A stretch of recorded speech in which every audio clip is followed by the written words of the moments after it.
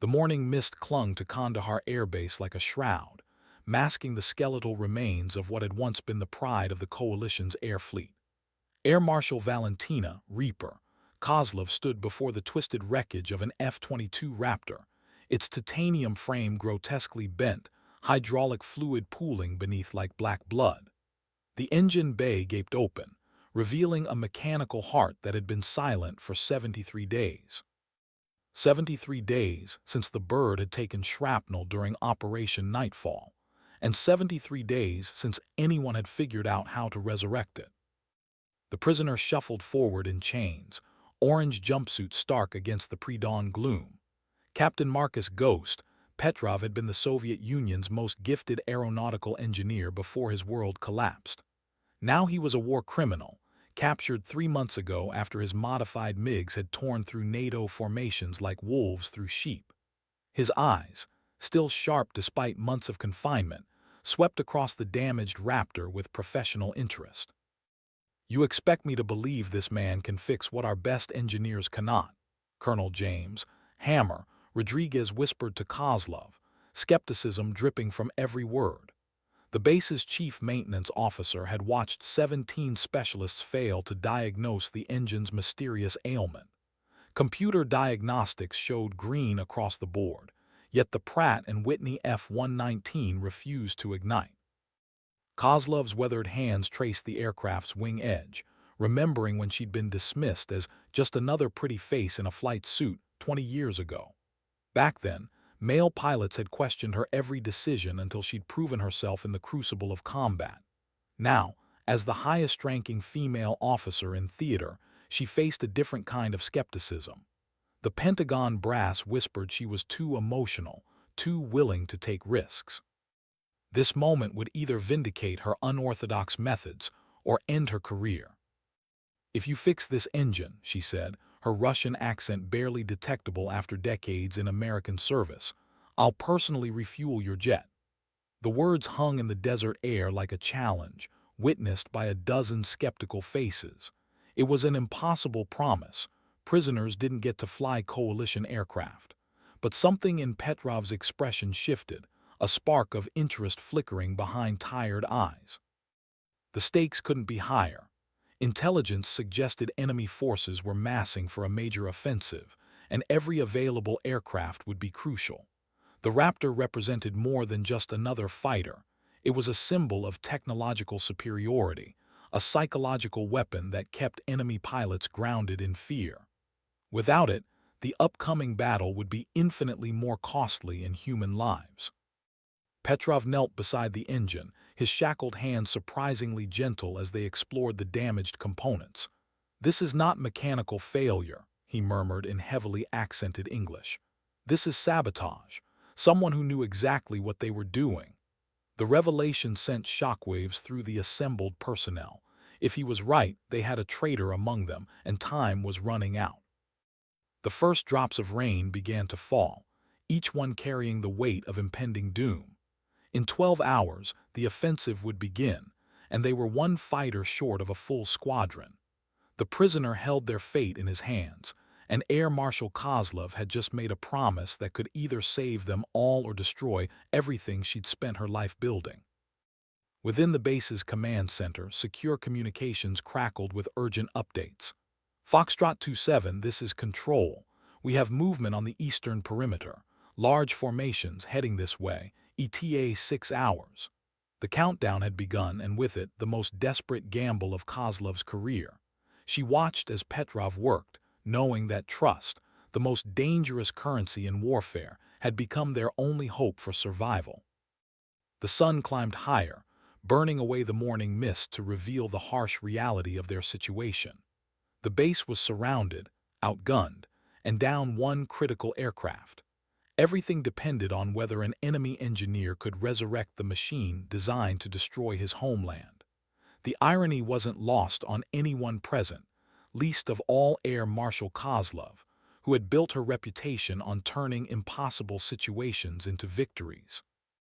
As Petrov's hands moved deeper into the engine bay, his expression grew increasingly grim. "Whoever did this knew our systems intimately," he announced, his voice carrying across the hangar. This required someone with highest clearance, someone trusted. The implications were staggering. Not only were they fighting external enemies, but internal ones as well. Kozlov felt the familiar weight of command settling on her shoulders like lead armor. The first explosions echoed from the perimeter as enemy artillery found their range. Time had become their most precious commodity, measured not in hours but in heartbeats. The Raptor's silent engine mocked their desperation, a technological marvel reduced to expensive sculpture. Yet something in Petrov's methodical approach suggested he wasn't merely examining the damage, he was solving a puzzle, one that could change the course of the battle. Control to all units, we have confirmed hostile aircraft inbound. Scramble everything that flies. The order came through speakers throughout the base, sending ground crews into frenzied activity. But one hangar remained eerily calm, where a Russian prisoner worked to resurrect an American war machine while an air marshal bet her career on the impossible.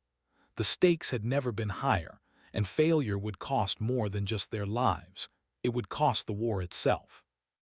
Petrov suddenly straightened, his eyes meeting Kozlov's across the hangar. "I need 10 minutes, and I need everyone to trust me completely." The words carried weight beyond their simple meaning. Trust, between enemies, between nations, between a woman who had fought for respect and a man who had lost everything. In that moment, the war seemed to pause, waiting for their decision. The communications officer's voice cut through the tension like a blade. "Ma'am, we have multiple bogies on radar. They're not showing IFF codes." Kozlov closed her eyes briefly, feeling the weight of command like never before. When she opened them, her decision was made. "Give him what he needs," she ordered, her voice carrying the authority of someone who had earned their rank through blood and determination. As Petrov disappeared into the engine bay, tools in hand, the sound of approaching aircraft grew louder. The battle was coming whether they were ready or not. But for the first time in 73 days, the Air Marshal allowed herself to hope.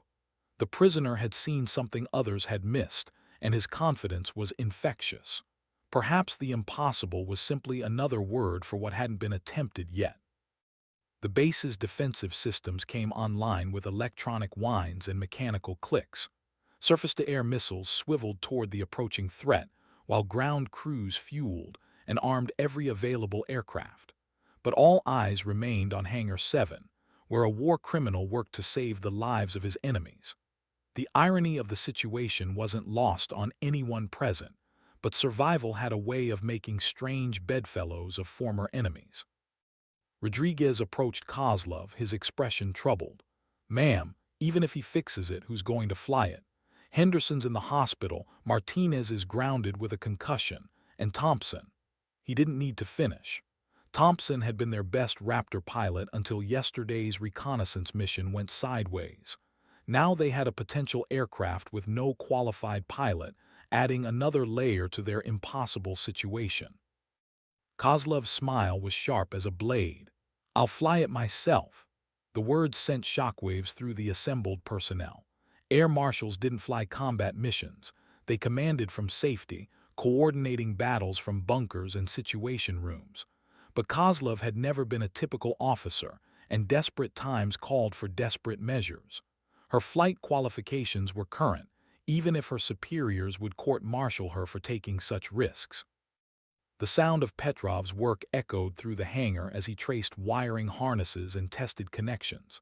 His movements were precise, economical, those of someone who understood machinery at a molecular level. Despite being their prisoner, his dedication to the task was absolute. Perhaps professional pride transcended national boundaries, or perhaps he understood that his own survival depended on their success. "Contact, contact. We have visual on enemy fighters, bearing 270, altitude Angels 12.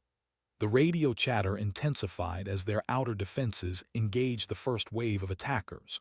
Tracer rounds lit up the morning sky like deadly fireworks, while surface-to-air missiles left contrails of destruction. But everyone knew the real battle would be fought in the air, where superior aircraft and skilled pilots would determine the outcome. Petrov emerged from the engine bay, grease staining his orange jumpsuit, his eyes bright with satisfaction. "It is ready," he announced simply. "But you must understand, the sabotage was sophisticated. Whoever did this will try again. They are still here, still among you." His warning sent chills through the assembled personnel. Not only were they fighting external enemies, but internal ones who knew their every weakness. The Raptor's engine spooled up with a sound like controlled thunder, its twin nozzles glowing with barely contained power. After 73 days of silence, the machine was alive again, eager for combat. Kozlov felt the familiar surge of adrenaline as she approached the aircraft, her flight gear already prepared. This was what she lived for, the moment when leadership transformed from theoretical to visceral. "Ma'am, you can't be serious about flying this mission," Rodriguez protested, but his words fell on deaf ears. Kozlov was already climbing into the cockpit, her movements sure and practiced despite months away from active flying. The familiar embrace of the ejection seat felt like coming home, and the heads-up display painted the tactical situation in stark detail. They were outnumbered 3-1, with more enemy aircraft approaching every minute. As she ran through pre-flight checks, Kozlov caught sight of Petrov watching from the hangar entrance. Their eyes met for a moment, and she saw something unexpected there: respect, perhaps even admiration. Here was a woman willing to risk everything for her people, just as he once had for his. War might have made them enemies, but honor recognized honor, regardless of nationality. The tower's voice crackled through her headset. "Reaper, you are cleared for immediate takeoff. Bandits inbound, multiple vectors. Good hunting." The formal language couldn't disguise the desperation beneath. This wasn't just another mission, it was their last chance to turn the tide of battle. As her aircraft rolled toward the runway, Kozlov reflected on the strange turns that had brought her to this moment. Engine at full power, the Raptor leaped into the sky like a caged animal finally freed. Below, the base looked small and vulnerable, its defensive perimeter already under pressure from advancing ground forces. But up here, in the realm she understood better than any earthbound command center, Air Marshal Kozlov felt the familiar calm of impending combat. The sky was her domain, and she would defend it with her life. "Reaper, this is Viper Lead. We have 12 bandits at your 2 o'clock, climbing fast." The voice belonged to Captain Sarah Viper Chen, one of the squadron's most experienced pilots. Despite flying an older F-16, she had never backed down from a fight. "Roger, Viper Lead. I have them on scope. Let's make this interesting." Kozlov's response carried the confidence of someone who had spent decades proving herself in male-dominated environments. The first missiles appeared as tiny dots against the blue sky, their smoke trails betraying their lethal intent. Kozlov rolled inverted, pulling 7GS as she dove toward the enemy formation. The Raptor's stealth characteristics wouldn't help at this range, but its maneuverability and weapon systems gave her advantages the enemy couldn't match. This was where 20 years of experience would pay dividends. Fox 2, Fox 2, she called her missile shots as AIM-9X Sidewinders leaped from their rails, seeking the heat signatures of enemy engines. The first bandit exploded in a ball of orange flame, its pilot never knowing what hit him. But there were 11 more, and they were closing fast. The real battle was just beginning, and the fate of everyone on the ground below hung in the balance. Static filled her headset as enemy jamming attempted to disrupt communications. But Kozlov had fought in worse conditions, against more sophisticated opponents.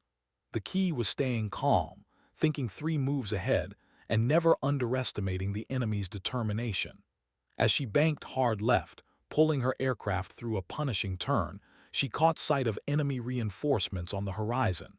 This was going to be the fight of her life.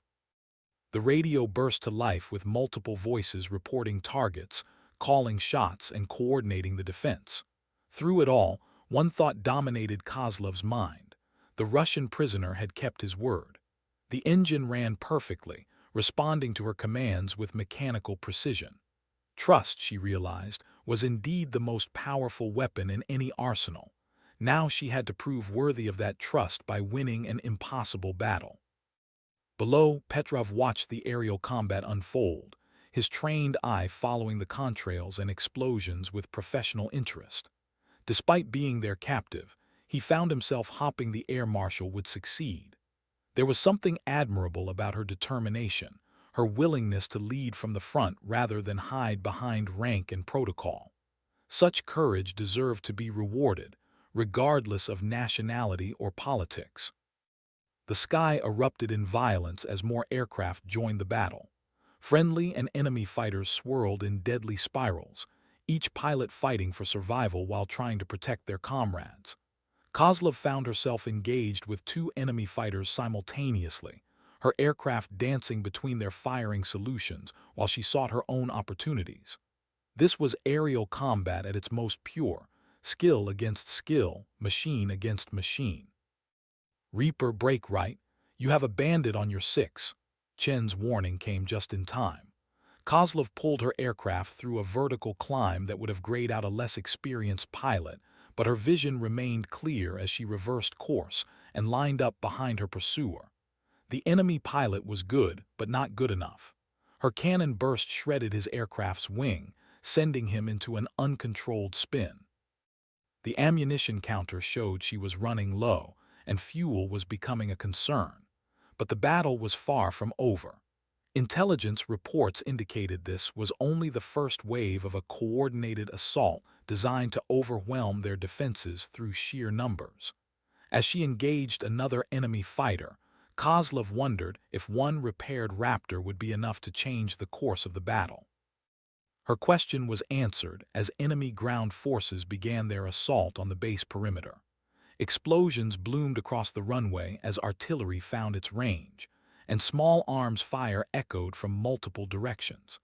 The aerial battle was just one part of a larger offensive designed to capture or destroy the coalition's forward operating base. Success or failure would determine the war's outcome in this theater. "All aircraft, this is Control. We are taking heavy ground fire. Defensive positions are under pressure. We need air support on the western perimeter. Immediate assistance required." The desperation in the controller's voice was unmistakable. The base was running out of time, and their defenders were being overwhelmed by superior numbers and firepower. Kozlov made a decision that went against every tactical manual ever written. Breaking off from the aerial engagement, she dove toward the base perimeter where enemy forces were advancing. Using the Raptor's precision weapon systems, she began engaging ground targets, tanks, armored personnel carriers, and artillery positions. It was dangerous work for a multi-million-dollar fighter, but desperate times required desperate measures. Her bombing runs were surgical, each strike carefully calculated to maximize damage while minimizing risk to friendly forces. The enemy advance faltered as their heavy weapons were systematically destroyed by precision strikes from above. But ammunition was finite, and more enemy forces were approaching from multiple directions. The battle was far from over, and victory remained uncertain. As she climbed back to altitude for another attack run, Kozlov's radio crackled with an unexpected transmission. "This is Petrov. I can see enemy artillery positions from the control tower. Bearing 090, range 2,000 meters. They are preparing for major bombardment." The Russian prisoner had become an unofficial spotter, using his elevated position to guide her strikes. The irony of receiving targeting information from a former enemy wasn't lost on Kozlov, but she had long ago learned that survival trumped politics in combat situations. "Roger, Petrov. I have visual on the target." Her next missile strike eliminated the artillery battery just as it was preparing to fire, potentially saving dozens of lives on the ground. Trust, once again, had proven its value. The sky around her erupted in flak as enemy air defenses came online. Black puffs of explosive smoke marked near misses, while tracer rounds reached up like deadly fingers seeking her aircraft. The Raptor's stealth capabilities were useless against visual targeting, and she was operating well within the enemy's defensive envelope. But the mission demanded she stay, regardless of personal risk. Another wave of enemy fighters appeared on her radar, their formation tight and professional. These weren't conscripts or militia. They were experienced pilots flying modern aircraft, and they were specifically hunting for her.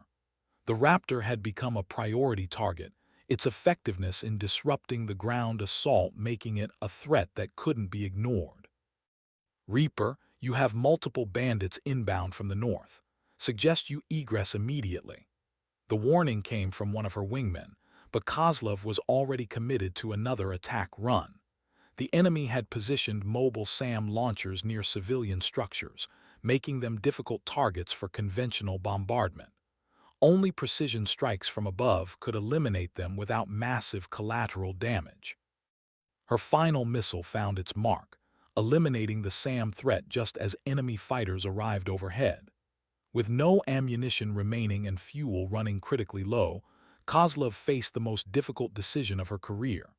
She could retreat to safety and preserve her aircraft, or she could stay and fight with only her cannon, likely sacrificing herself but buying precious time for reinforcements to arrive. The choice was never really in doubt. Air Marshal Valentina, Reaper, Kozlov had spent her entire career proving that courage wasn't gender-specific, that leadership meant accepting responsibility for others' lives, and that some principles were worth dying for.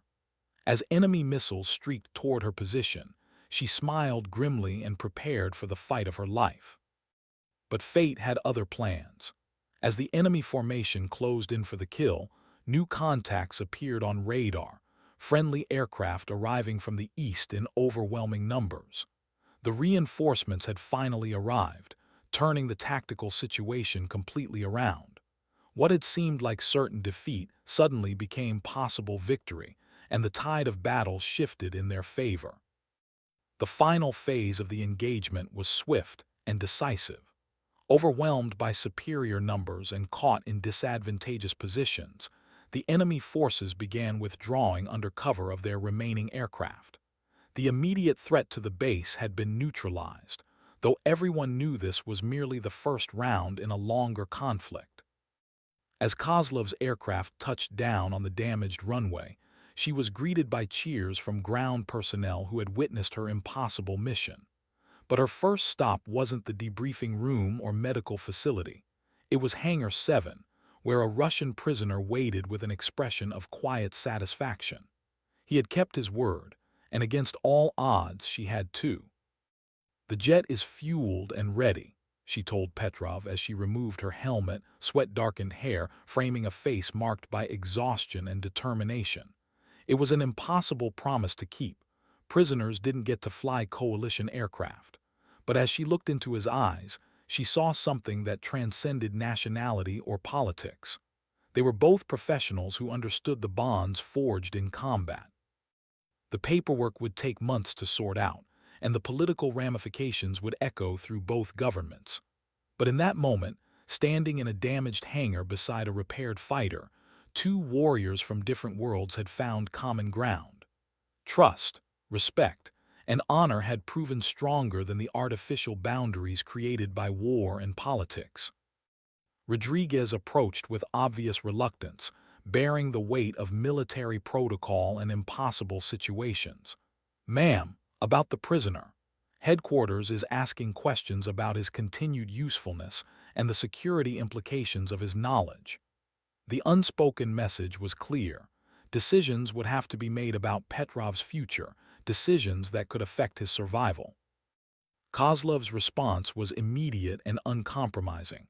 "Captain Petrov will be transferred to the intelligence department as a technical consultant. His expertise has proven invaluable to our operations." It wasn't exactly the freedom she had promised, but it was life, and in wartime, that was often the best outcome anyone could hope for. As the sun set over Kandahar Air Base, painting the sky in shades of orange and red, Air Marshal Kozlov stood beside the Raptor that had carried her through the day's impossible mission. The aircraft bore new scars from combat, but its engine ran perfectly, a testament to the skill of an enemy engineer who had chosen honor over hatred. The base around them showed signs of the day's battle: damaged buildings, cratered runways, and the organized chaos of military units recovering from combat. But they had survived, and more importantly, they had learned something valuable about the nature of trust and respect. Sometimes the most unlikely partnerships produce the most remarkable results. Petrov approached from across the hangar, no longer wearing the orange jumpsuit of a prisoner but the olive-drab utilities of a technical consultant. The transformation was more than cosmetic. His status had changed from enemy to ally, from captor to colleague. It was an unprecedented situation that would require careful handling, but the precedent had been set. "You kept your word," he said simply, his English clearer now that stress no longer clouded his communication. "The aircraft is ready for flight, and you have proven yourself a pilot worthy of its capabilities." The compliment carried weight from someone who understood aviation at its highest levels, a professional acknowledgment that transcended political boundaries. Kozlov nodded, accepting the praise with the grace of someone who had fought for recognition throughout her career. "And you kept yours. That engine saved more lives today than either of us will ever know."